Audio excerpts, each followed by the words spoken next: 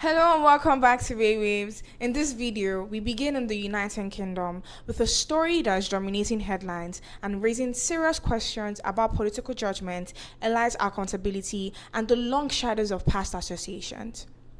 Prime Minister Keir Starmer is in the midst of a major crisis over his handling of Peter Mandelson's appointment as ambassador to the United States, compounded by fresh revelations from the Jeffrey Epstein document releases. Mandelson is a long-time Labour heavyweight and former senior minister who is being called the Prince of Darkness, known for his political maneuvering, and he was appointed in late 2024. He took the post in early 2025, but Starmer fired him last September after earlier emails showed he kept contact with Epstein post-2008 conviction. Now, with millions more documents dropped by the U.S. Justice Department in late January, it is blown up again, showing deeper ties, chatty messages, and allegations Mandelson shared market-sensitive UK government info with Epstein around 2009 during the financial crisis, like lobbying to ease attacks on bankers' bonuses or passing an internal report on potential asset sales. Files also point to Epstein sending $25,000 payments totaling $75,000 in 2003 to 2004 to accounts linked to Mandelson or his partner. And after this, Starmer came out swinging on Thursday, apologizing directly to Epstein survivors for believing Mandelson's account during vetting. He called it lies and deceit, and also said Mandelson portrayed Epstein as someone he barely knew. When the files reveal ongoing contact and closeness, Starmer said, "If I knew what I know now, he would have never been anywhere near government." Now, I think that's a strong mea culpa from the PM. Why appoint him if all these red flags were there?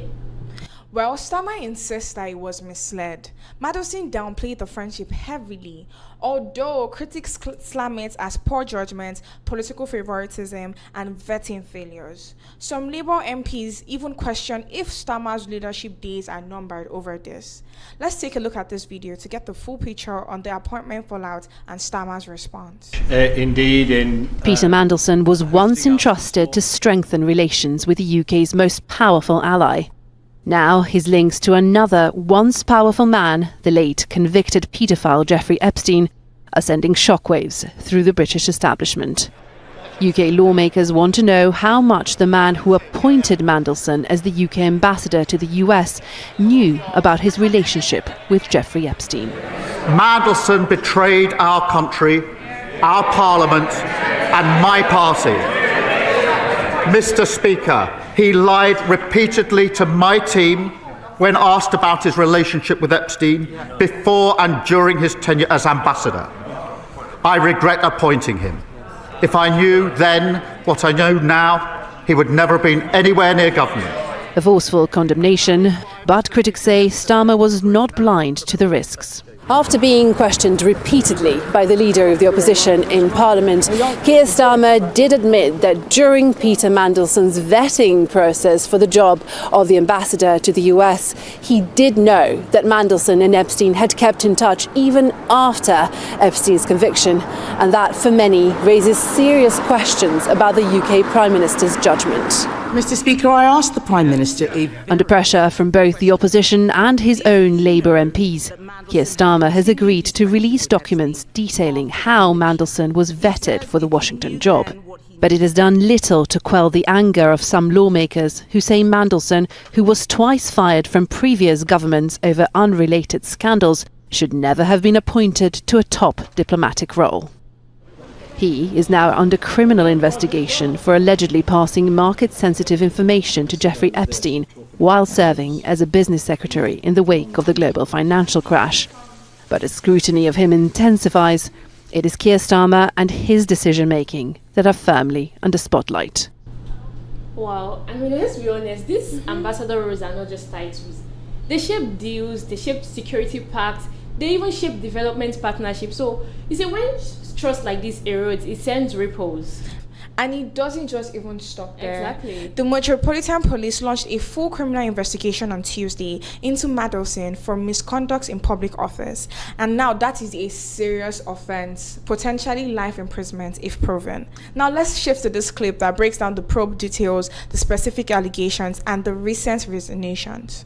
British police have opened a criminal investigation into former ambassador to the US, Peter Mandelson, over alleged misconduct in public office related to his relationship with convicted sex offender Jeffrey Epstein. It's alleged that Mandelson, a former cabinet minister, ambassador, and elder statesman of the governing Labour Party, may have shared market-sensitive information with Epstein a decade and a half ago. Documents released by the US Justice Department in January suggest that in 2009 he appears to have told Epstein he would lobby other members of the government to reduce a tax on bankers' bonuses, and passed on an internal government report discussing a potential sale of UK government assets. The newly released files also suggest that in 2003 to 2004, Epstein sent 3 payments totaling $75,000 to accounts linked to Mandelson or his partner.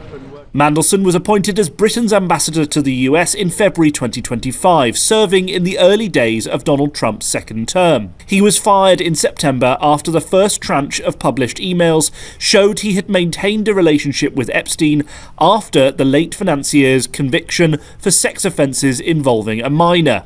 This week, following further revelations, he resigned from the House of Lords and from the Labour Party. The British government said it was preparing legislation to eject him from the Lords and remove his noble title, something that has not been done for more than a century. The British government has agreed to release documents casting light on the decision to appoint Peter Mandelson as ambassador despite his friendship with Jeffrey Epstein. You see, speaking from an African perspective, it might look like this issue doesn't concern us, or this scandal doesn't concern us, like it feels far away. But it really matters, even here in Nigeria. And you might wonder why it matters. You might want to ask why it matters. The reason is that many of these figures have businesses, they have investments, they have political footprints here in Africa. I mean, talk about mining, trade influence. When probes like this hit very high, it proves accountability can reach anyone with enough pressure and evidence. And talking about transparency, did Starmer promise to release vetting files?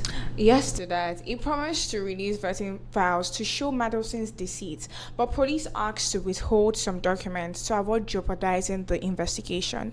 Mandelson quit the Labour Party on Sunday to avoid further embarrassment, then resigned from the House of Lords on Wednesday. The Speaker confirmed it amid high public interest, and the government is even preparing rare legislation to eject him and strip his title, something not done in over a century. If charges stick, massive precedent. If cleared, it quiet stains, but past ties like this always resurface and demand answers no matter the time passed. This whole saga underscores credibility in leadership and diplomacy. When it wobbles, it affects trust and partnership, including with Africa on aid, trade, security, and so we'll be keeping closely to this. Transitioning to brighter economic horizons, let's explore the U.S. extension of the African Growth and Opportunity Act, a key trade lifeline for our continent. President Trump signed the legislation on February 3rd, retroactive to when it lapsed on September 30th last year.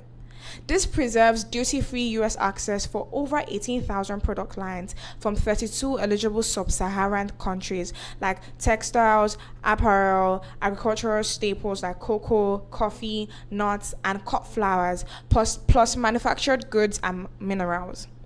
In 2024, AGOA facilitated $8.23 billion in trade, with South Africa claiming about half of that, which is $4.1 billion, via autos, metals, and chemicals, while Nigeria gathered around 1/5 of that, which is $1.6 billion, from oil, cocoa, and textile, and other countries like Kenya and Lesotho gathered $0.5 billion and $0.3 billion in garments, and they were benefited heavily from this. You see, this is not just numbers. We're talking jobs. We're talking over 300,000 directly tied to AGOA across Africa. That's per US estimate. And the pros are duty-free edges that help to compete globally, fostering SMEs and value-added exports. But there are cons. The cons are strict rules of origin that exclude some, and then the short one-year term breeds uncertainty.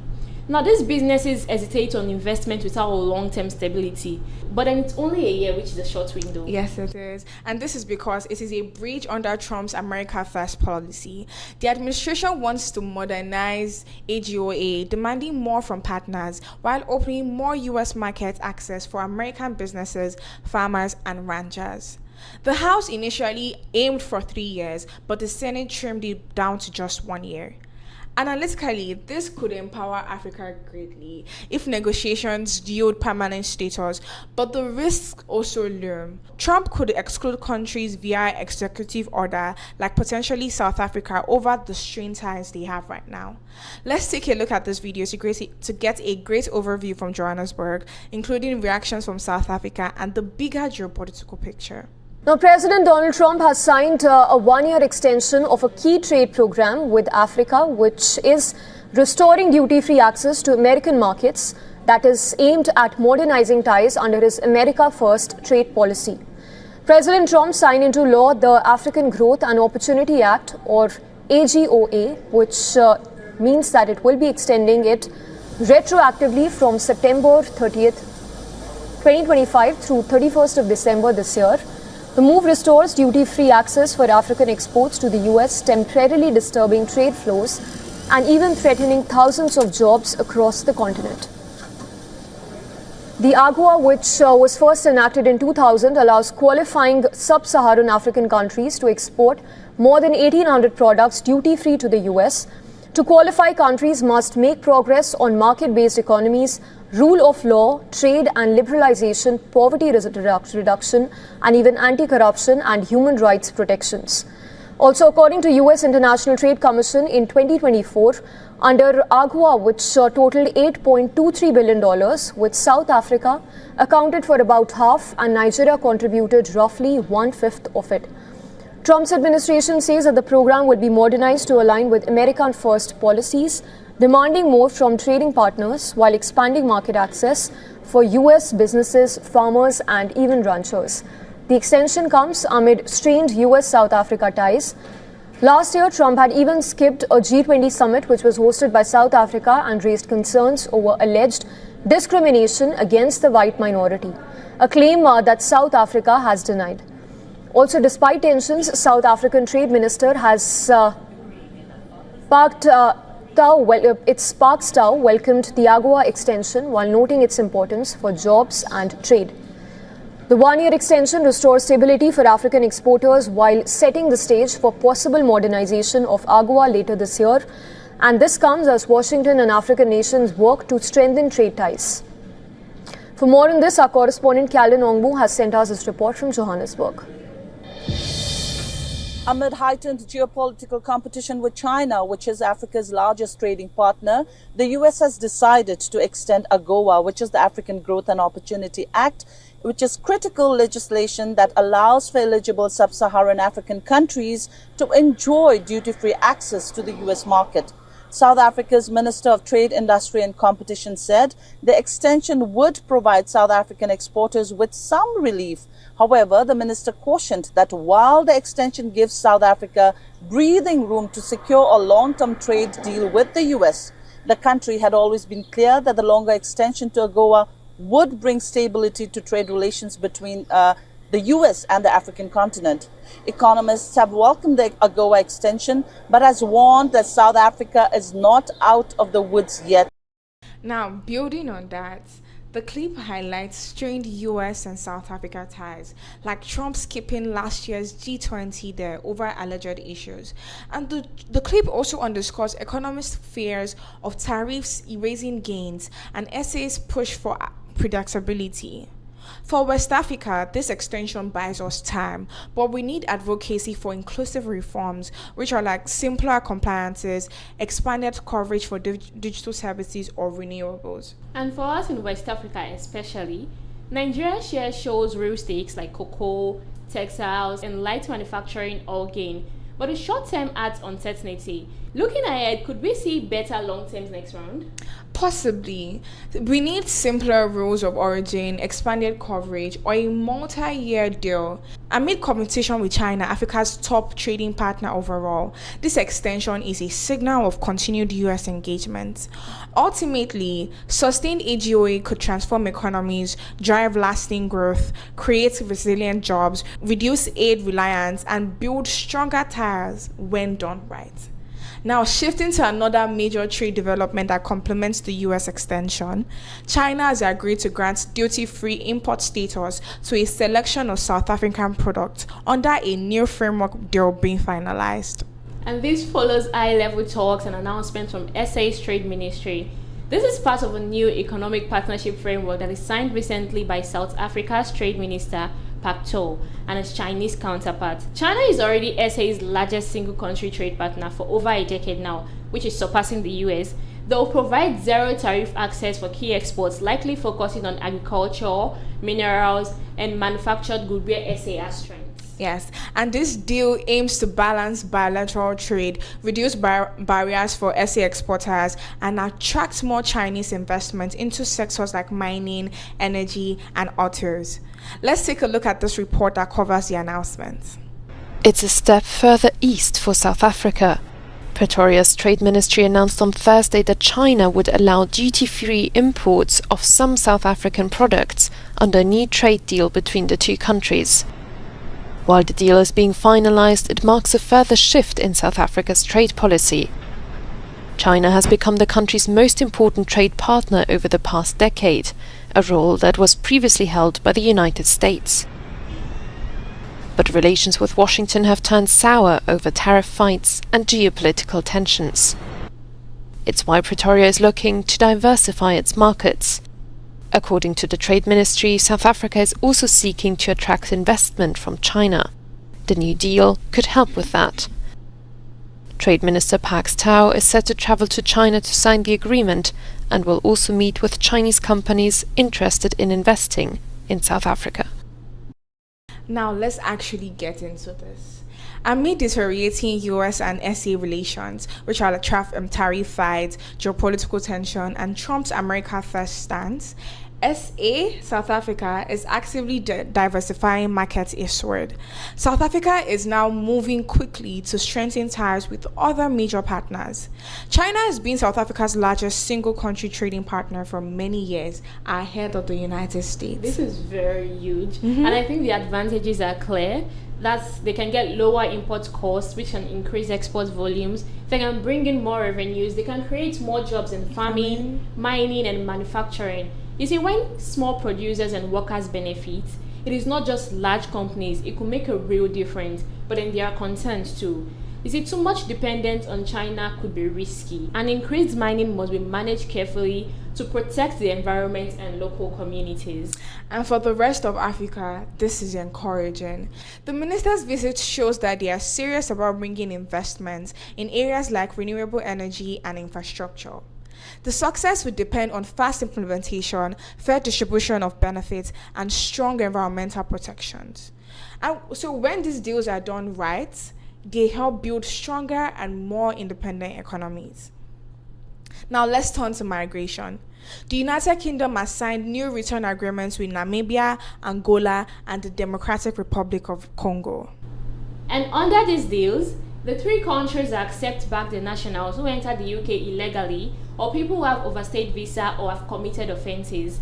The UK estimates that up to 3,000 people could be affected. In exchange, the UK is providing funding for reintegrations and also skill training and small business support to help people settle back home successfully. Now, how did this happen so quickly? Home Secretary Shabana Mahmood used a very clear strategy. She warned that countries refusing to cooperate will face visa restrictions, which could mean tighter rules for students, workers, and officials. Namibia and Angola agreed in December 2025 after the warnings. The DRC followed in 2026 after visa privileges were revoked for its nationals.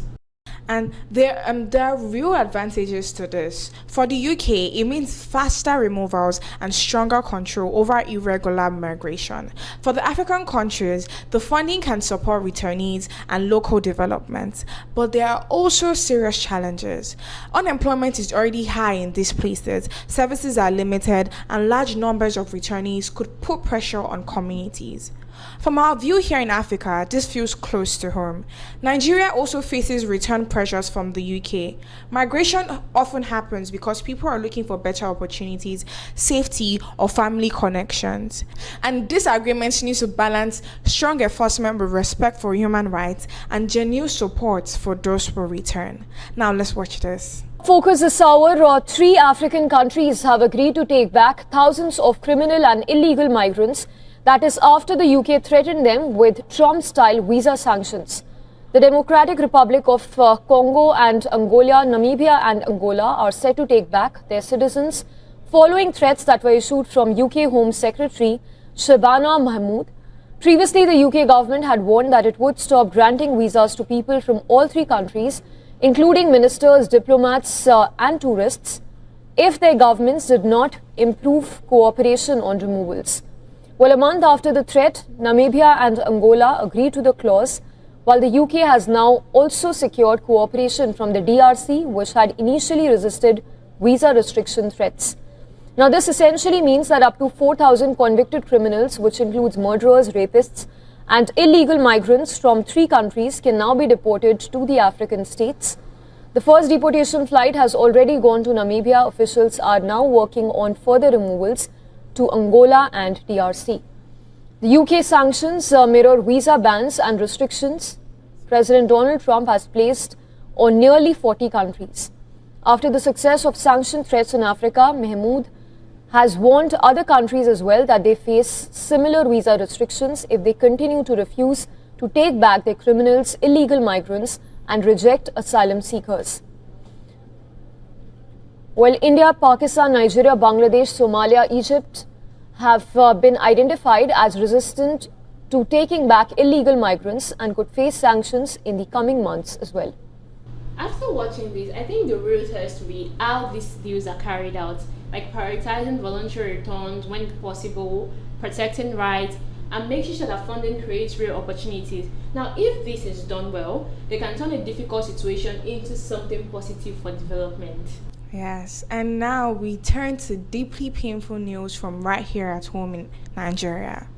In the early hours of February 3rd to February 4th, gunmen carried out one of the deadliest attacks in recent months on the villages of Woro and Nuku in Kaiama local government area of Kwara State.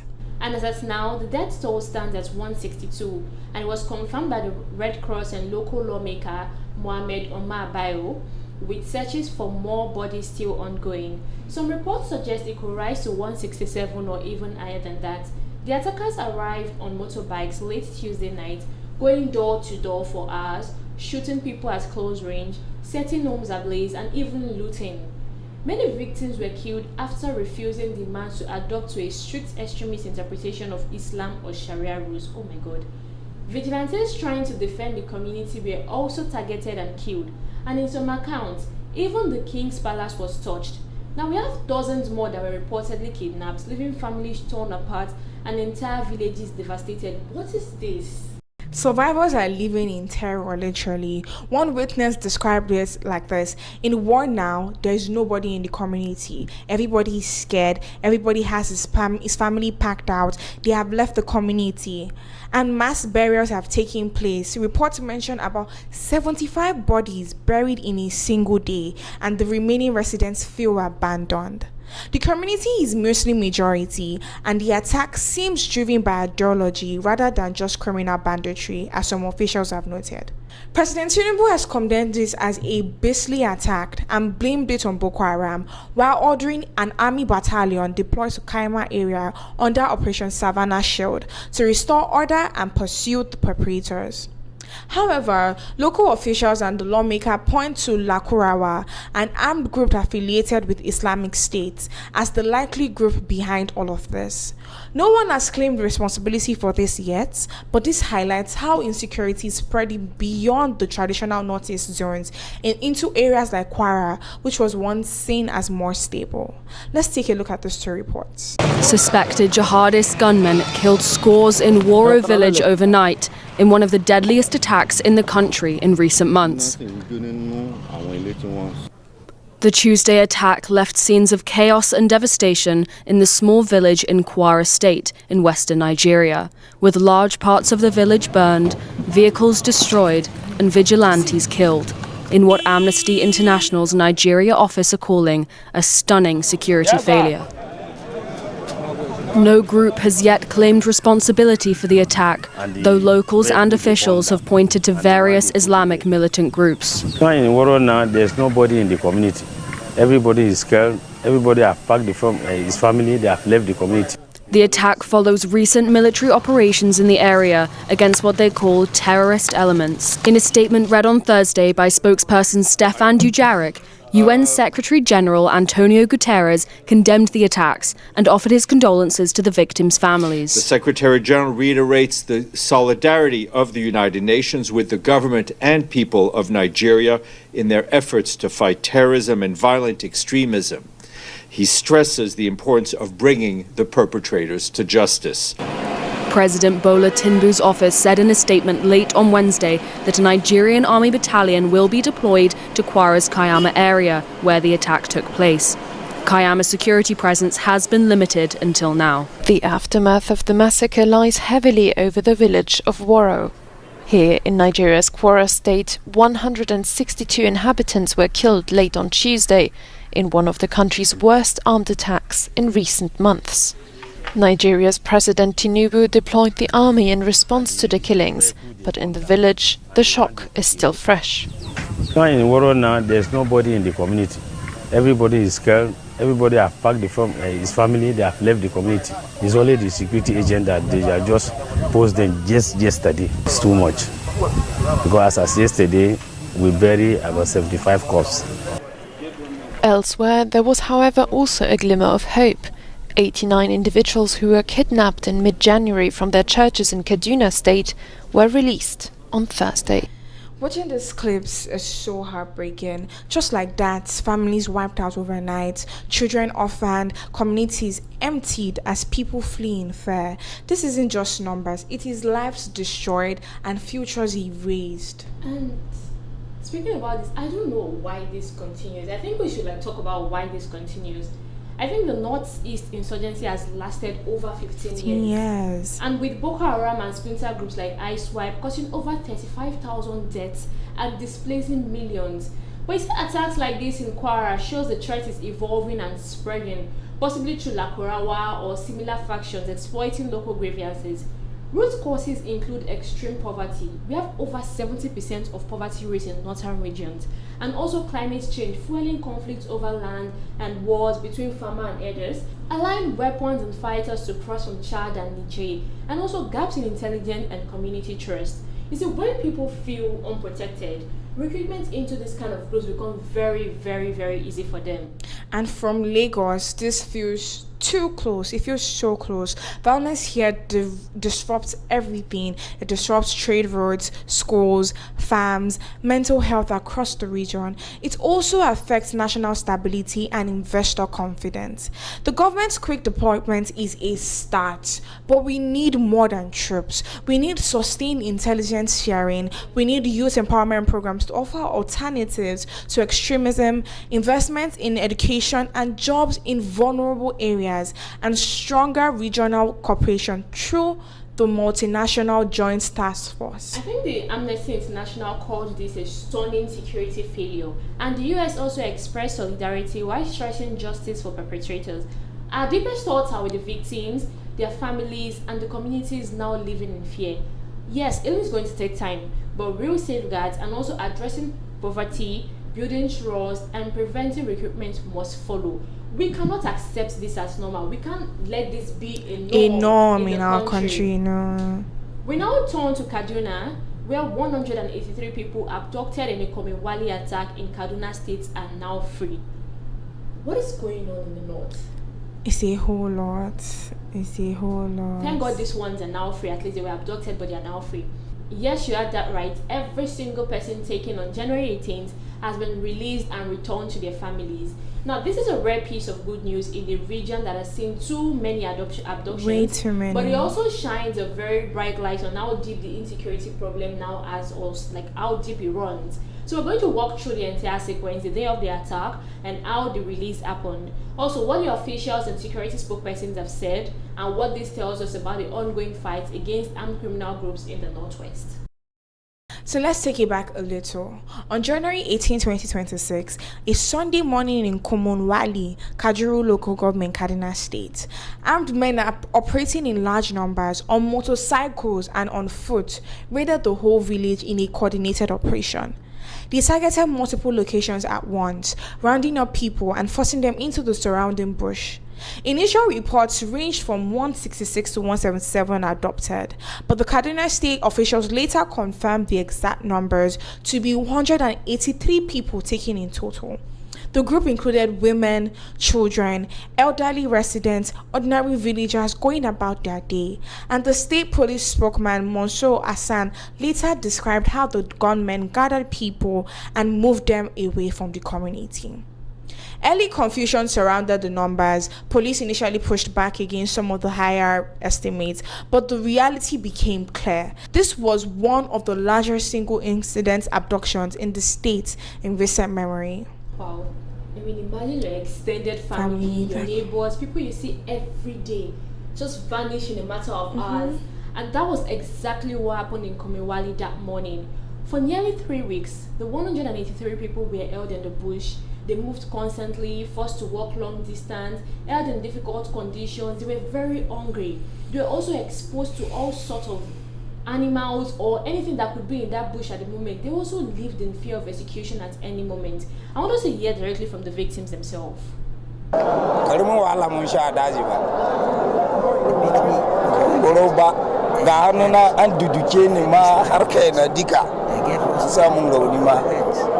Very little, and it had no taste because there was no salt. We spent almost 6 days walking in the forest. They were beating us with sticks. Truly, we suffered a lot. Another victim, Philomena Jonathan, said the captors gave them very little food and often beat them. She added that even coughing or crying attracted punishment. In the forest, they gave them very little food. They beat the men more. They did not beat us women as much. A pregnant victim, Theresa Irimia, revealed that she was spared from beatings because of her condition. We went to bush, but I get belly. That is why they tell me say I should go back with small children. Wow, I cannot begin to imagine what these people had to go through, and even their families back in the village. You know, when you have someone that's been kidnapped, I don't know if you've experienced that before. The people come to tell you, oh, I heard they were in this place, or I had this, I had that. Every rumor, every unconfirmed report of a release, every long stretch of silence, these people went through a lot. But then thank God on February 5th and 6th, 2026, the breakthrough came. All 183 people were freed. Governor Obasani personally received the group at the government house in Kaduna. They arrived in buses, many visibly exhausted but alive. Of course, they are going to be exhausted. And the police spokesman Mansour Hassan added an important detail. Approximately 80 additional people had actually escaped during the initial attack but remained in hiding in nearby villages for 2 weeks, afraid of being recaptured if they emerged too soon. No official statement has confirmed whether a ransom was paid, but details of exactly how the main group was located and recovered remain limited and standard for active security operations. Now, this release is very significant, but it exists inside a much larger ongoing crisis. You see places like Kaduna, Zamfara, Niger, Katsina, and other northwest states have become epicenters of mass abductions for ransom. You see armed criminals groups, often called bandits like the ISWAP and Boko Haram, they treat kidnapping as a core part of their business model. They target villages like this, schools, markets, churches, anywhere they can see large numbers of people quickly. The Kurmin Wali incident is just one case in a long list. There are people they even abducted, people they kidnap and they don't know about, like people we've not heard about. Now, in the days leading up to this release, other communities in the region were hit with deadly raids and more abductions. The 183 people who were taken are now back with their families. They are receiving medical attention. Many are still in shock because, they've endured weeks of captivity under constant stress. Reunions are happening, children are now with their parents, elderly people are with grandsons and daughters, but then this will not make the trauma disappear overnight. And this is what makes the story so heavy. Behind every statistic is a real person that went through something no one should ever experience. And that is a concrete result, and it matters. But it also reminds us how much work remains for us to do. Governor Uba Sani, the security agencies, and everyone involved in the recovery operation delivered on this case. But the next step is making sure there is no next case on this scale at all. And we'll continue to look into that case as it evolves. And away from that, yesterday at the 74th Annual National Prayer Breakfast in Washington, the US President Donald Trump paused his speech to single out Nigeria's First Lady, Senator Oluremi Tinubu. He called her a very respected woman and also highlighted her role as a Christian pastor in one of the country's largest churches. He even asked her to stand so the whole room could applaud. First, let's see the scene that started it all. We're honored to be joined today by the First Lady of Nigeria, who also happens to serve as a Christian pastor at the largest church in Nigeria, a very respected woman. First Lady, please, where are you? Thank you very much. It's a great honor. Thank you very much.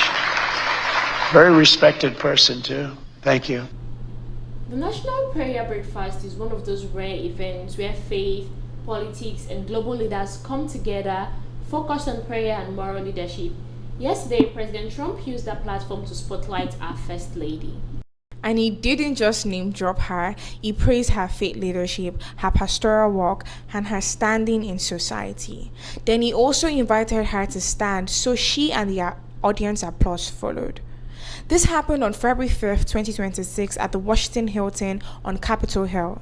Mrs. Tinubu was there as part of her visit to the US, and she also spoke at a related religious summit, calling Trump's attention to protecting Christians worldwide, divine intention, and a chance to strengthen ties with Nigeria, especially on security and fighting terrorism. And honestly, this matters a lot.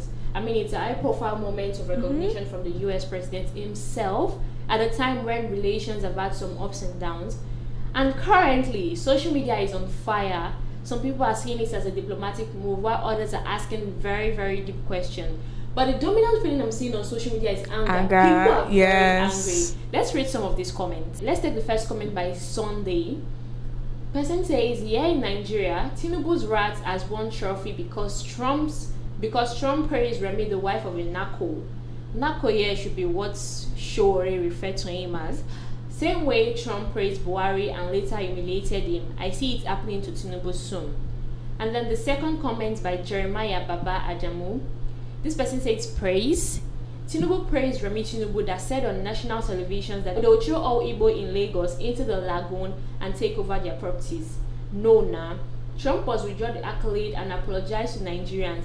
Even school children rejected Remi Tinubu as their mama in a viral song because of her wickedness against Nigeria and Nigerians. That's true. Remember when she went to that school? Yes, and oh my God, that was very, very humiliating. And then this next comment by a letter from Jagaban. Isn't Tinubu? I think he used to refer to this. Yes. That Trump recognition on Remi Tinubu is a massive stab in the hearts of those disgruntled Nigerians that wanted to set the entire country on fire. As for President Trump, he now has a better picture of the government in power and the reality on ground. All attempts to label this government as an Islamist government has failed. Now the two countries are working together on the security front. And then from our own Omoyele Showore, it says as far back as November 2025, I already exposed the real engine behind real Donald Trump's so-called Christian genocide intervention in Nigeria. Not any sense of revulsion, not justice, not faith, but lobbying outcomes, transactional influence, and financial incentives.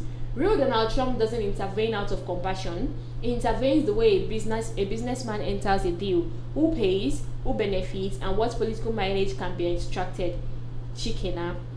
Remember when Trump said he wanted to intervene then in November? People were like, he had something to gain, probably the oil or something to gain from Nigeria. Like, it could not just be intervening for no reason. Exactly. And looking at this, I think it makes a little bit of sense, but we really cannot be too sure. We don't know if he actually is helping us or if he actually stands to gain something. And then this last comment from Omoyele Showere also. Oh, I added, it is exactly the kind of a shameless hypocrisy that defines global American politics today. That's Ash. Yes. Real Donald Trump praising singing Remi Tinubu at his Washington D.C. prayer breakfast is not faith. Trump has no faith in anything but the power of money. Trump and his business nacoons scream Christian genocide for propaganda purposes, but the moment money changes hands, the perpetrators suddenly become VIP guests receiving standing ovations. I don't know, from what I understood here, immediately power change. And are we trying to say Tinubu has power over Trump? No, definitely not. As he says, that's the power of fraudsters. They weaponize religion when it helps them, then auction the same religion to the highest bidder.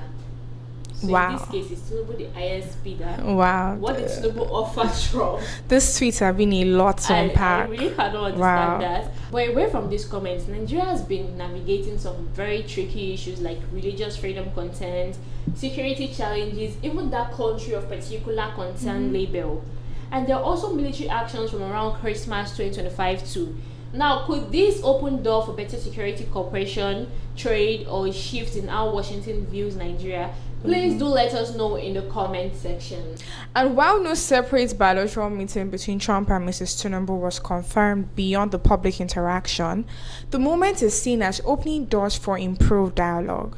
It also highlights how faith-based platforms like the National Prayer Breakfast can serve as effective venues for international diplomacy, especially when personal stories of leadership and belief resonate across borders. And as that story evolves, we're going to continue to follow it. We now turn to an even pressing issue, a very serious one.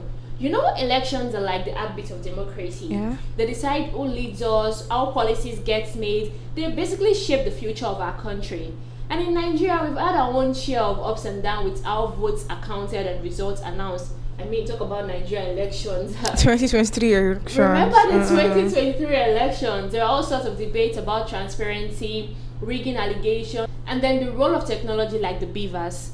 Well, fast forward to this week, the Senate has passed the Electoral Act 2022 Amendment Bill, but the big boss is around their rejection of making real-time electronic transmission of results mandatory. Now, let me break this down in a very simple way. The bill was supposed to tweak for some things, like there was supposed to be a little bit of amendment, like election timelines and penalty for offences. But one key proposal was to force INEC presiding officers to upload results electronically right from the polling units to the RIV portal.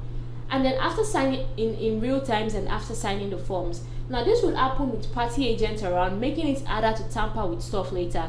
I think this sounds like a very, very good idea. Yes, it does actually. But instead, they kept the old wordings that results should be transferred in a manner prescribed by the commission. That means INEC can choose whether they want it electronically or manually. It's up to them. Now, some senators are pushing back on the narrative. Senate President Godswill Akpabio has been clear. He says the Senate did not reject electronic transmission outright. In fact, he insists it is still in the law as an option, just not forced in every case. He mentioned concerns about network issues in remote areas and avoiding legal headaches. Akpabio put it like this: the Senate did not reject electronic transmission of INEC results. It has always been in the Electoral Act and it remains so.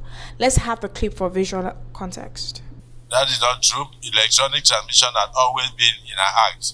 And what we did was to return the electronic transmission, which had been in our Act and which was used in 2022. So please do not allow people to confuse you. If you are in doubt, we will make up our final votes and proceedings available to you if you apply and you are entitled, so that you will see.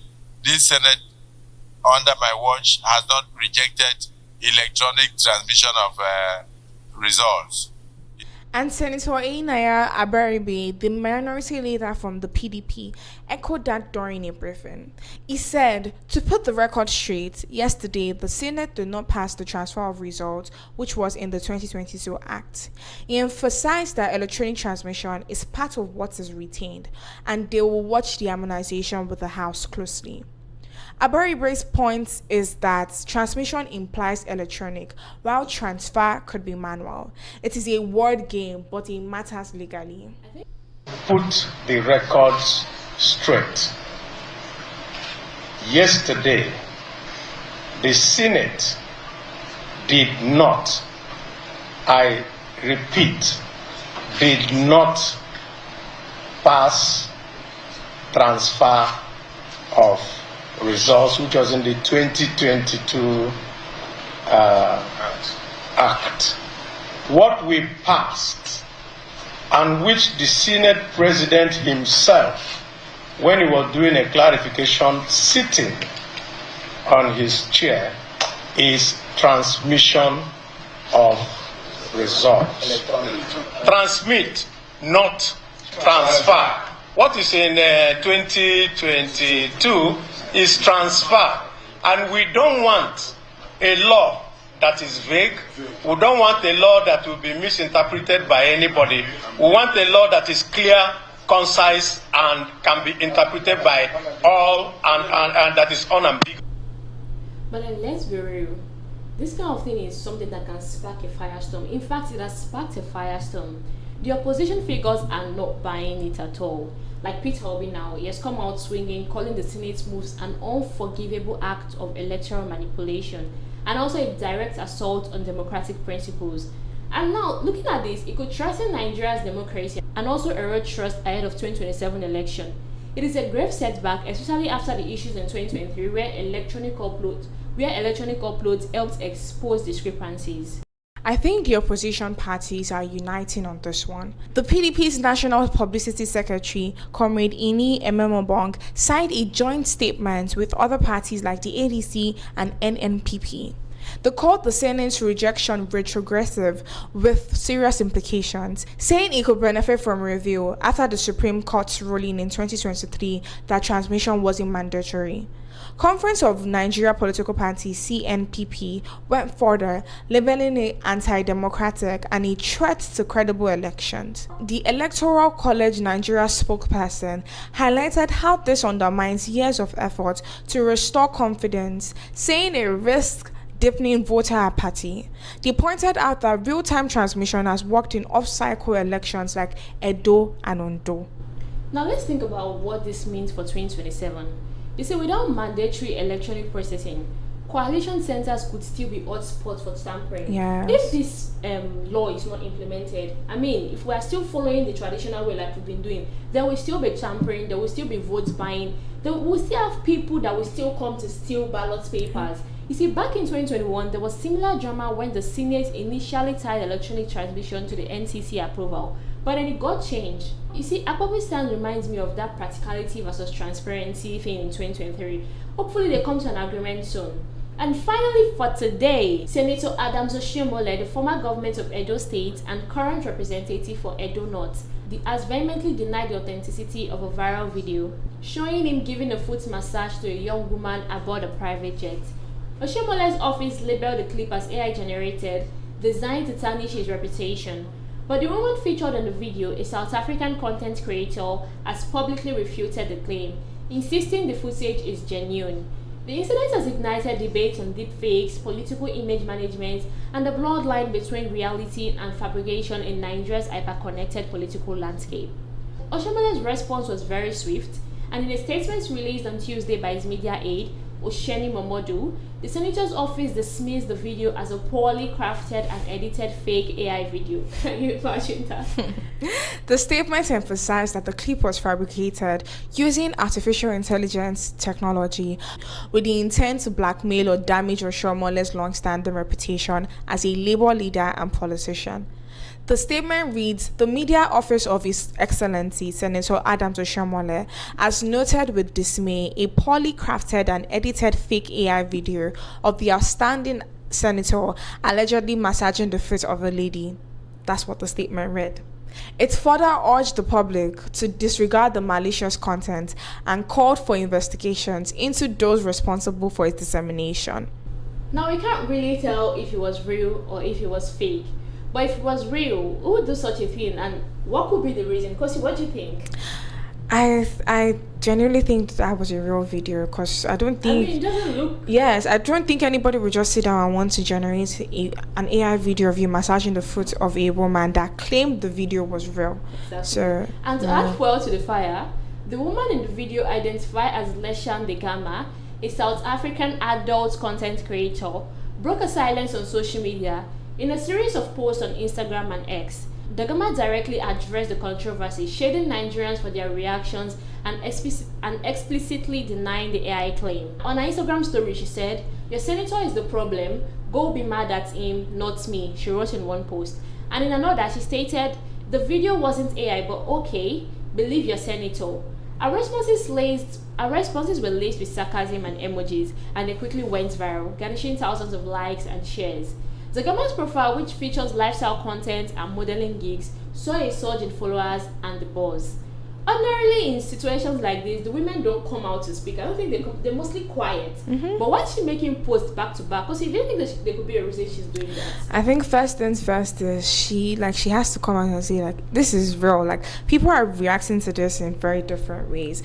But in her profile, she's known as a classified sugar baby or something like that. So she knows that okay, this is something that obviously will go viral and all of that. She should get more clients from it, and she might also be angered that the man is even trying to deny it. So that's true. She has to and public reactions have been polarized, reflecting Nigeria's divided political and social media spheres. Supporters of Oshiomhole, including APC loyalists, rallied behind the senator, accusing opposition elements of orchestrating a smear campaign. Can you imagine that? A smear campaign.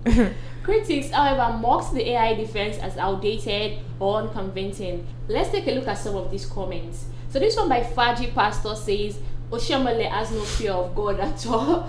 Claiming that video is AI shows the average Nigerian leaders take Nigerians for idiots. I mean, are we fools? Are we babies? Do we look like children? And then this next one by OG Makoko says, Adams Oshiomhole denying the video of the foot massage, claiming it is AI is blatant shamelessness and the epitome of the lack of accountability of Nigerian politicians who thrive on the gullibility of their supporters. I mean, do they see us as gullible? Like, okay, if you say this is a cat, and if it's a dog, I should say, okay, yes, this is a cat.